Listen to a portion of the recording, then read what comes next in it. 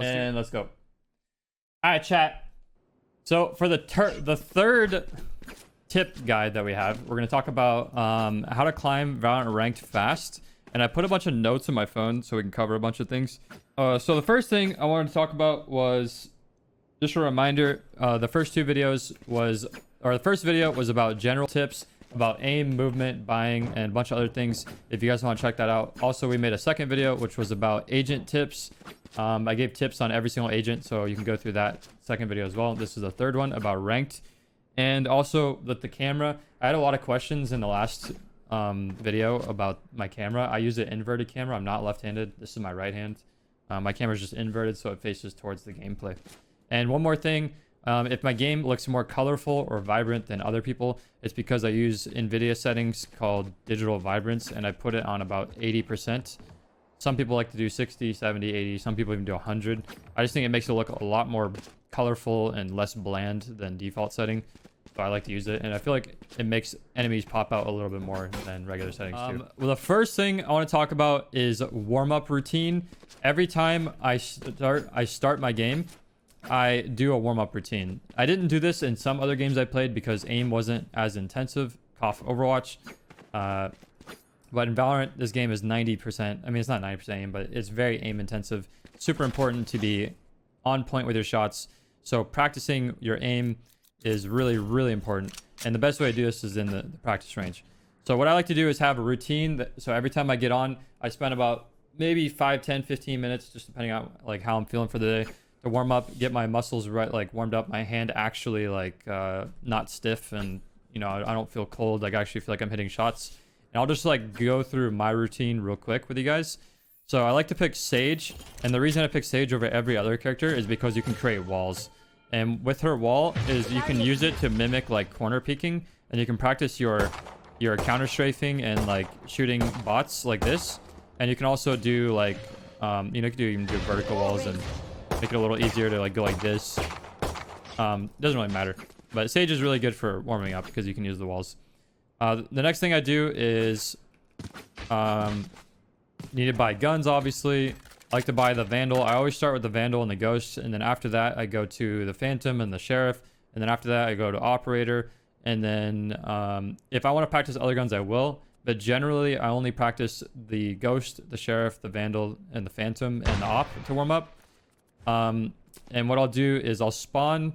If you type F3 when you're standing in front of this, you can spawn a bunch of bots and then add armor to them, keep your ammo infinite, and then I'll keep them static like this, and I'll just click heads and go like this just to warm up my aim. I'll just flick around like this static without moving, and then eventually I'll start, you know, counter strafing, or I'll start moving and like this and get some more movement into it. The same with the pistol. I go like this, practice movement. I also like to go in between the bots like this so I can practice 180s. I can like practice really quick turns. This helps build muscle memory for flicks. So I like to stay in the middle. And I'll do that for each gun. So I'll go through with the Phantom. And we'll go through with the Sheriff. And I'll do the same thing, and I'll go in between, and I'll go like this. Like circles. Once I'm done with all that, I'll practice the op real quick, like I said. You can practice quickscoping. Believe it or not, you can quickscope in this game. I don't know why, but some people say you can't. I guess you can't in CSGO. I don't know. But you can quickscope. If you guys don't believe me, go check out my Reddit or my Twitter. I got a really cool quad quickscope. Yeah, I have a really cool quickscope clip on my Twitter if you guys want to check out. But anyways, that's what I do for my gun warm-up. And then after this, if you want, another thing you can do is you can turn on the strafe. Usually I like to not do the spawn with the strafe. I like to do the regular. I think you go like this. Yeah, so I like to do this. So like it gets the bots to strafe, and then you can practice like that. And also, if you really, really want to get into a cool game mode, you can do hard on speed with actually don't do strafe. Just do hard on speed and then start, and it'll spawn bots really quickly. So you can practice your really accurate flicks and try to get a high score in 30 seconds. So that's usually my warm-up routine on how I like to do it. Warming up is really important. It's not good to just open your game and go straight into a game. So this is going to help you a lot in ranked to get like a routine that you're always doing every time you get in. And you can practice your spray patterns over here and stuff like that. All right, so that's the first thing I wanted to talk about in the guide was warm-up routine. The next thing was character tier list, gun tier list, and meta. So in ranked, I can for sure tell you the best two characters that people are always going to pick. You're almost always going to see this on both teams is Sage and Cypher. Cypher is a very, very, very strong character. Sage is very, very, very.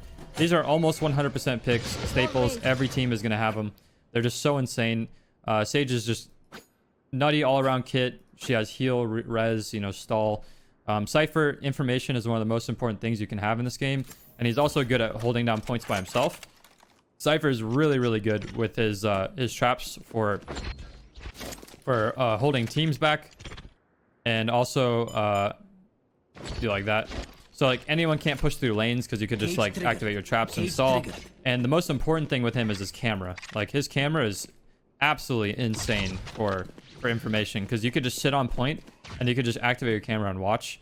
And then his ultimate is also really good for information as well. So those are the two characters that are going to be most picked, in my opinion, in ranked, who have the highest. Even if they're not most picked, I think they're going to have the highest win percent for how much they are picked. And then the next characters that I would say is next are the flash-based characters, and that's Breach and Phoenix. Phoenix, whenever you're solo queuing, is going to be one of the best characters in the game because his kit is so good. But you're always going to want to have characters that have flashes in them, just like CS, how flashes are so strong. And Breach, in my opinion, is slightly picked more than Phoenix in like high-level play. But either way, both of them are extremely good for the third pick. The fourth pick, you want to have a smoke character. By smoke character, it's usually Brimstone or Omen. And Brimstone is much better overall kit. And his smokes are just usually better because you can use like 3 at the same time. But Omen can be strong too. The problem with Omen is that the rest of his kit is much weaker than the rest of Brimstone's kit overall. Most people gravitate towards Brimstone, but you can make Omen happen. And then the fifth character is usually the flex pick. Most people like to do Sova. Some people like to do a second stun character or flash character like Phoenix or Breach. Or some people like to do a second smoke character, so they'll do Brimstone and Omen. Some people like to do Jet. If they're just insanely mechanically gifted, they'll do Jet. Some people even like to throw in Viper if they're just absolutely nutty at Viper. I think Viper's not as good as a lot of the other characters, but that she's still picked. And then Raze is also pretty good too, but she's usually at the bottom of the list compared to all the other flex picks. She's a little cheesy. And the problem with Raze is that her kit is good like immediately, but it doesn't really offer a lot of long-term stall, and it lacks a little bit of consistency compared to a lot of the other characters. I think overall you're going to see a lot of Jets because people love Jet, and you're going to see a lot of Sovas because Sova's information and his kit is just really, really strong. But regardless, like the fifth pick, pretty flexible. It just depends on what people like to play. That's just what I have to talk about with the overall character meta. Now, gun tier list. So at the beginning of the game, most people are always going to buy a ghost and ability. So if I'm playing, let's say, Brimstone, for example, I really, really like to buy a ghost. And let me see if I can just drop this. I like to buy a ghost first round, and then also 3 smokes. So I'll have 2 extra smokes and a stim beacon. Stim beacon is extremely strong in the pistol round because it allows you to shoot really quickly, and it allows your whole team to spray people down, which gives your team just an insane advantage whenever you take a team fight early on or try to push through a choke point. And also having 3 smokes in the first round is really, really, really powerful. After the first round, I'm not going to get into the specifics, but generally, some things you could do is you could buy a full armor and a sub, or you could buy like a Vandal and a light armor, which is a little bit risky because you can't buy any abilities. But the good thing about buying a Vandal and a light armor, or a Phantom and a light armor if you win the first round, is that you can save it for the third round, and you can either rebuy an armor or buy your abilities if you didn't break your armor. And you'll have a good gun for the third round when the other team is done saving their after the second round and into the third round. A gun tier list at the top of the list. I would say Ghost is very, very strong for the cheaper guns. Sheriff is pretty good, but most people use Ghost more often than Sheriff unless it's towards the later rounds when people have heavy armor. Then they'll start buying sheriffs if they need. The judge is extremely powerful if you need to force like a round where you need to buy. If you don't have enough to full buy like a good gun, judge is actually really, really strong. Some of the ways that you should use judge is just hold like really close angles and just go like this and hold close angles. And if you know someone's there, then just literally jump around the corner. Because when you're jumping with the judge, you guys notice how it doesn't really matter. Like, it just makes you harder to get hit, and you're still accurately able to hit shots.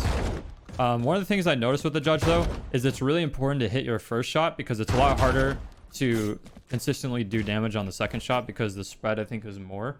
But I could be wrong in that. But it's just what I've noticed. But yeah, judge is really good. Buck is, you know, it could be pretty good too. It's definitely a lot cheaper than the judge, but I prefer using judge most of the time for the cheaper guns. Spectre is obviously good. Guns that I usually never buy are Frenzy, Stinger, Marshall, either of the LMGs. I tend to stick around like Judge, Ghost, Phantom, Vandal, obviously two best guns in the game next to the Op. You can force Bulldog every now and then. It just depends on the scenario. You can force Spectre every now and then. Depends on the scenario. Like second round, if you win, you can go Spectre. So I hope that gives like a good rough explanation of the good guns in the game. I always recommend to stay away from the LMGs unless you like have a niche scenario you want to use them, or the Stinger. I don't really use Stinger very often, and I don't really use Marshall very often. It could definitely be good like round 2, but then you're stuck with it round 3, so it's a little rough. Just depends how nutty you are with it. But either way, everything is good value for how much it costs, so it's not like you can have a strict gun tier list. It's just depending on how much you're investing into the power level you want to have. Like even Shorty's really, really good sometimes. It only costs 200 because you can get a free kill on someone even if they have an armor. All right, so that's the gun discussion. We'll talk about predicting players, aim prediction versus aim skill. So I'm gonna go to a map for this, but predicting players is something that you can actively do in each game, and it's where you can guess where people are gonna go before they attack. So let's say, for example, a team went, if you're on defense on Haven, a team went A 3 rounds in a row, and you're like, and they won all 3 rounds. Where do you guys think they're gonna go on the 4th round? Where do you think they're gonna go, chat? They're probably gonna go A again because they know that you're not doing anything about it. The first 3 rounds, you lost all 3 rounds. Either you're weak at A, you're not adjusting to where they're attacking. They're just gonna, why change your strat when it's just working every round? And you guys might not believe that happens, but you'll notice once you start playing more and you're like on defense and they take A every round, they're most likely going to gravitate towards A. So you could try and consider changing things up a little bit, so you're ready for the attack. So that's prediction of like strategies, thinking, trying to predict where people are going to go. Maybe if they're doing the same thing over and over, you can see what's going to happen before they're going to do it. Oh yeah, also information. So information is really, really, really, really important in Valorant. It's kind of obvious to say it, but some people don't realize how strong information is. Just like a lot of other games, if you know what people are going to do before they do it, then obviously it's going to help you. Or if you know where people are as the round starts, then you know what they might do. So for example of information is, let's say you're playing defense on Haven. What you can do at the beginning of every round is you can peek quickly like this with your knife, so you're moving quickest, or you could even peek with your gun. It doesn't matter. But if you peek with your knife, you're going to be quickest. Because what a lot of teams will do in ranked, especially in lower ranked, is they pick a site and they say, okay, team, let's go there. And that's what they do. They just, attacking team goes, let's go A. Let's go A. We're just going A. That's what we're doing. So at the beginning of the round, they just, as soon as it starts, they just all sprint across, and that's what they just hard rush A. So if you're going like this every round, and the other team is a team that's doing that, you can see like, okay, no one crossed. They're probably going B or C. I'm just going to rotate out because they never go back to a different site. They always just pick one site and go that. So you can get a little bit of information. Or if you peek across like this and you see 2 people run across, you can tell your whole team, they're going A, everyone come A, so you can have your team rotate. Maybe have one person stay back. But you can have your team rotate to A to start defending right away. The reason this is a lot better is because, for example, if you're playing at A defense and you're just playing like this, and you're just holding the point, and then all of a sudden 2 of them walk around the corner right here and 2 of them show up right there, you're gonna be like, oh, they're at A. But the problem is your team is at B and C and they're already on site at A. They're gonna run you over and kill you and plant the bomb, and their team doesn't have any time to rotate to A to help you. So then your team is at a huge disadvantage. Bomb is down. They have a 4v5. So information, knowing things ahead of time can help you a ton in a game like Valorant. I think that's a big mistake I see a lot of people do. Another big example is I saw the same thing last game. I literally just played a game where I had a teammate that was defending C, and this is all he did at C the entire game. He just sat. We ended up winning the game, so it didn't really matter. But he just sat like this the entire time. He just sat like this. And the problem with this is if they 5-man rush down C and they just swing the corner, he's going to die. He might be able to kill one, but the rest of our team doesn't know that they're going C, and they're going to get the bomb down. Whereas if he peeks every now and then sees like 3 people there, he can be like, oh, there's 3 people C. Maybe let's send another person to C to help defend. So information, really, really important in a game like Valorant, and that's what you can do to get a little bit more information. And that's why you see a lot of characters like Cypher and Sova being picked, because they're information-based characters, and that can help you win. Same thing goes back to predicting specific players. If you see a player in the other team that's popping off and he's doing the same thing every single round, let's say you have like a Sage that's putting a wall up right here.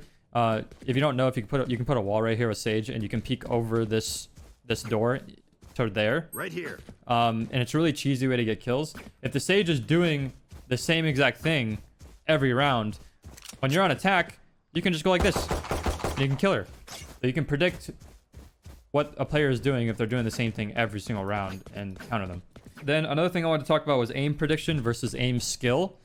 So aim prediction is where you're, let's say, sitting on site and you know they're coming down C long, and you're holding like this, and you have your crosshair right here because you know as soon as they swing that corner, your crosshair is going to be right on their head, and all you got to do is shoot like that. That's aim prediction. So crosshair placement, knowing where to put your crosshair, or if you're playing like right here and you know that if they come around the corner, you can just shoot like that because that's where their head is going to be. That's aim prediction. Aim skill is where you're in a fight in the open and you're able to flick accurately and hit, you know, if there's 2 people here, you're able to go like that and hit accurately. That's where you need to practice in the practice range, or just play the game a lot and, you know, get better at flicking mechanically and getting good at moving your crosshair to where you want it to be. But both of them take part. So like if they're in B, you know, this could be aim prediction where you're walking around the corner and they might swing, but then when you swing, then you need to flick. So you want to use aim prediction and aim skill together to be a lot better. Another thing is I want to talk about is clearing corners. Really, really important. A lot of bad players don't do this. But in Valorant, it's very important to never assume that no one is there.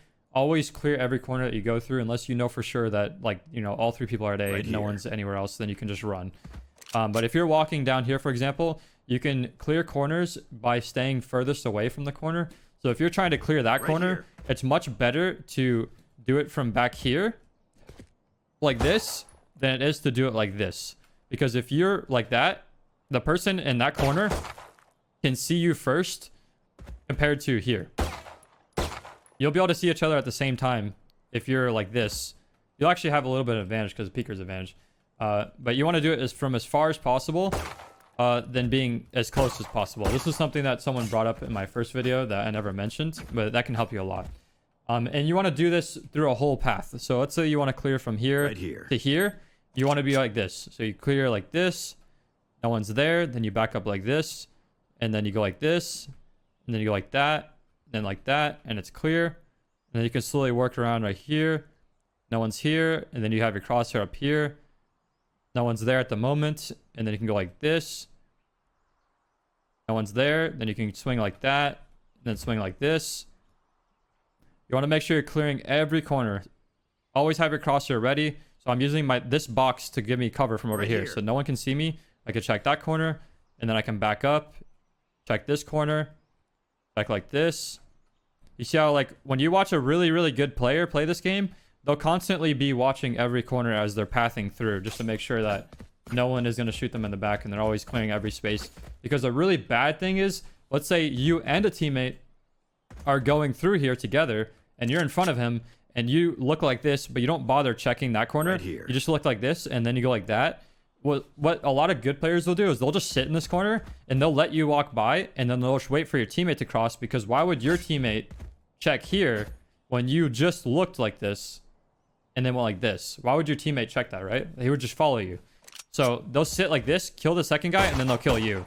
So they'll end up with 2 kills instead of just 1. That's cool. You can actually look in there. Another really good thing is, chat, what do you guys think is one of the top #1 things that you should have under control when you're playing ranked? What do you think causes a lot of games to be L's, and what helps you win the most that isn't just being good at the game? Your mindset, dude. Your mentality.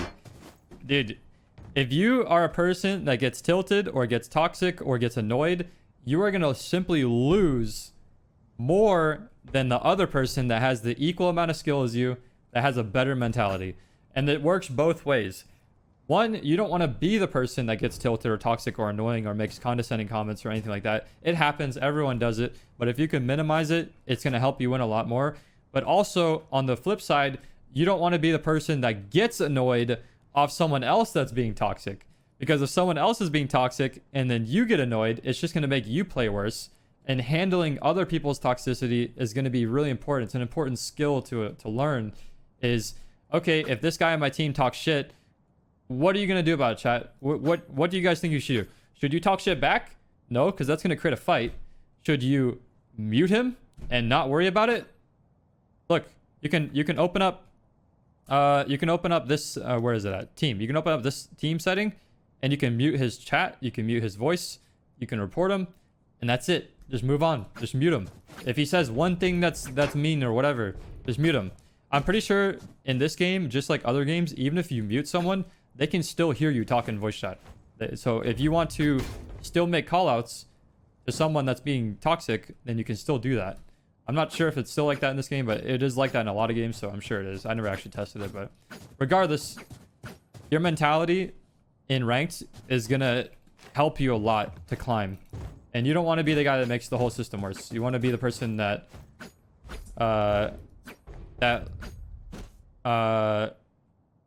makes the situation better when the situation is bad. But yeah, it's really good. Mindset is super important, especially in ranked. And I'm going to tell you guys this now. Valorant is a competitive game, and what is something that happens in every single competitive game, chat? What do you guys think the answer is? It gets toxic, dude. I will give you $1 million if you ever play a competitive game that isn't toxic. League of Legends, Overwatch, anything. Anything where you can't pick your teammates is going to be toxic. If you're solo queuing, if you're queuing as a 3-stack, and you have 2 randoms, it can still get toxic. It's always like that. It just depends on how you handle it and handle the situation. And also a mentality, you should always play to improve, which leads me into my next thing I want to talk about is practice and learning to improve. With mentality is you always want to play to improve. That's where you don't want to be the blame gamer, even though blaming can actually be helpful to you. It just can come off as negative. So if you're going to blame, maybe make sure you come across as like, you know, you're trying to do it for yourself to learn, or you're not trying to be mean or whatever. You're trying to like actually help someone, or don't even say it to them at all. Just say it to yourself. So if you're spectating someone on your team and they end up, you know, not checking a corner and then they die, maybe say like, I don't know, like, yo teammate, do you mind if I give you some advice? I'm not trying to be toxic. And if he says no, then just don't say it. If he says yes, then be like, oh, you could have checked the left corner first, because you never, you know, you don't want to assume that he's not there. Or if you're spectating him, be like, oh, my teammate just died. Like, tell yourself this, like, my teammate just died because he didn't check that corner. I'm gonna make sure I don't do that next time I'm playing. Just the same as yourself. Every time you make a mistake, for example, like, let's say you use Brimstone ult like this, and you didn't hit that corner right there, right? That corner, and you just assume that no one's there, and then you end up dying to that guy in the corner. Be like, oh, okay, that's the mistake I made. Next time I use my Brimstone ult, I want to make sure that I cover that entire space, so I know for sure that no one's there, and I'm not going to make that misplay next time. So like mentality behind practicing and improving, getting better, can definitely be really, really, really helpful, and it's one of the best things that pro players do better than what noob players do. Noob players, they make the same mistake over and over and over, and they never improve. If they do improve, they improve at a really slow pace. Where pro players, they make a mistake, they get pissed about it, and they get better. That's just what happens. You know, they don't make the mistake again. That's something that can help a lot, is talking about your mistakes.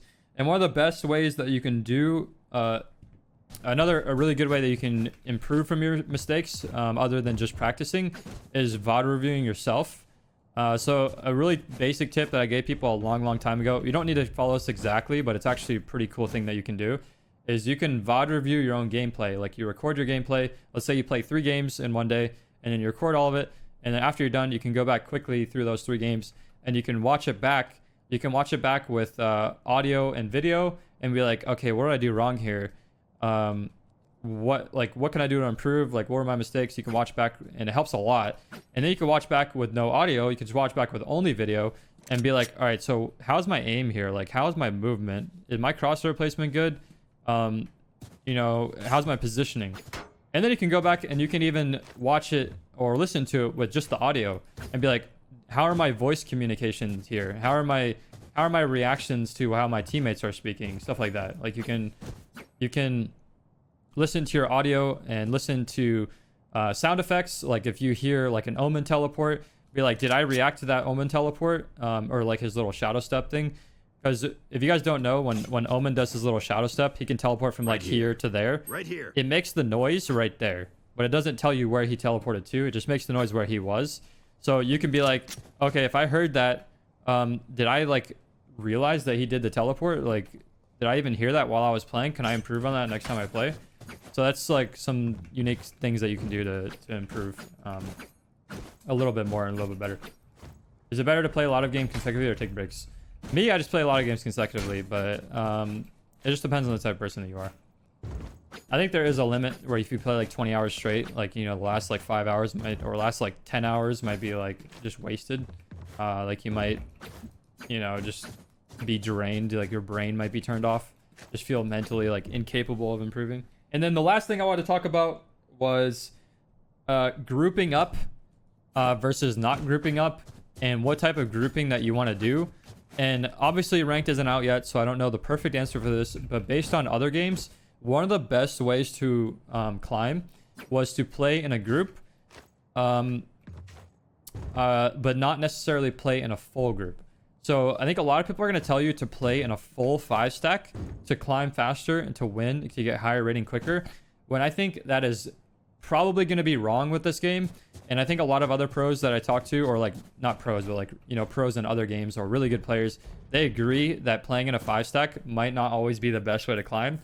Because the problem with playing in a 5-stack is you're going to be playing against other 5-stacks that are very good, and you're also going to get longer than normal queues, which is going to make it so you have less games to play.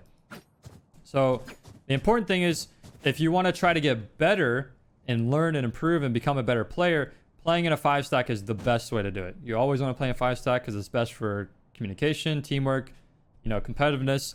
5-stack is the way to do it. But if you're only looking for rank increase and trying to get higher rank as quick as possible, then playing a 5-stack most likely isn't the play. What I recommend is doing a 3-stack, which is grouping with 2 other teammates, or a potential 4-stack playing with 3 other teammates, and then just carrying the random. But it just depends on like what works best for you. Sometimes even duoing works best. I know in Overwatch, one of the best ways to climb was just to play duo. Like, you're a really good DPS player, you play with a really good tank player, and you just hard carry every game, and that was one of the best ways to climb. That's how a lot of the high rank players did it. I think solo queue, like quad or 4-man stacking could actually be the worst thing, because you might play 4-man stack, you get a random teammate on your team that might suck or might not want to talk to you guys or communicate, or might get tilted easily or whatever, and then you get matched against another 5-stack where they're going to have a strict advantage because all of them are going to be in Discord together, talking in voice chat. All of them have played with each other, they know each other, and they'll just simply have an advantage over your team of 4. So sometimes team of 4 could be the absolute worst thing. And then last, solo queue is typically going to be a much less enjoyable experience, because you have a higher chance of people picking your character that you want to play, higher chance of people leaving the game, higher chance of people being toxic, higher chance of being people that don't really care or don't want to improve or, you know, win or whatever. They just want to do their own thing. So solo queue can be rough, but like it goes back to what I said about mentality is when you're solo queuing, you need to understand that you might get people on your team that never played CSGO. They might be new to Valorant, or they might be having a bad day. So they might be tilted or whatever. So you just got to understand that some of your solo queue games are just going to be a bad experience, and that's just how it is. So yeah, I think that's pretty much everything that I could talk about. I went through that pretty quickly, but we covered a lot of information. The only thing I can talk about is settings. I'm going to briefly go through my settings, just so anyone that's watching the video might want to, you know, copy any of my settings. You can just pause the video whenever you want, just to see my specific settings. Crosshair is all preference, by the way. I like a small crosshair like this because it helps me the most, but that's a very preference-based thing. It doesn't matter. It just depends on the person. You can have a big crosshair, you can have a small crosshair, you can have one that moves. Whatever works best for you. This is just the cheat in-game custom thing.